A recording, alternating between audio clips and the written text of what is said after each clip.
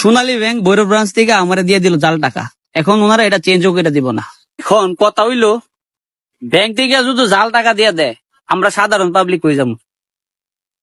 আমরা যারা নর্মালি টাকা লেনদেন খুব কম করি, বা আমরা টাকা চিনি না, এখন 4-5টা বান্ডিলের মধ্যে যদি একটাতে ওনারা এইভাবে জাল টাকা ঢুকাই দেয়, আমরা করুন কি?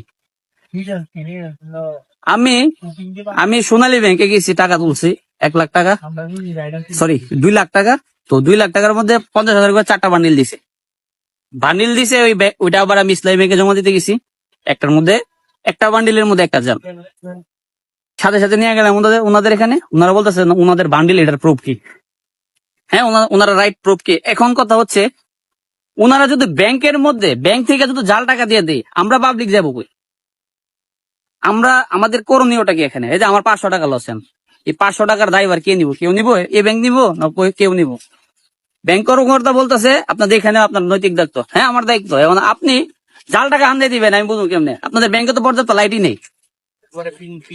এবার পিন আপ মারা, পিন খুলি নেই আমি এখনো, যেমনি টাইম নিয়ে আছে, এর মধ্যে ওনারা দিবে না।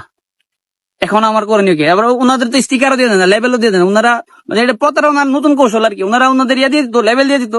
অন্যান্য ব্যাংকে যেমন ট্রাস্ট ব্যাংক, এনআরবিসি ব্যাংকে লেবেল দেওয়া থাকে সাইড দিয়ে, যে ব্যাংকের এই ব্যাংকের ইয়েটা বান্ডিলটা। ওনারা এটাও দেয় নাই। আমি না ছেলে মানুষ, যাক চিনলাম না, ধরা খেলাম, যাক আমার দোষ, আমি দেখে আনতে পারি না। এখন প্রবাসীরা তো টাকা পাঠায় ফ্যামিলির কাছে, অনেক মুরব্বী মানুষ যায়, মহিলা যায়, মা বোনরা যায়, তাদের স্ত্রীরা যায়। এখন মহিলারা কিভাবে চিনবে এই জাল? আপনি কোন একবার প্রশ্ন করেন তো। ওই মহিলারা ধরেন চিনলো না, তখন ব্যাংক থেকে যদি দিয়ে দেয়, এর ড্রাইভার কে নিব? কি কম, বেশি কিছু করার নাই, চিল ঠান্ডা হইন, খাই লাগছি 500 মারা।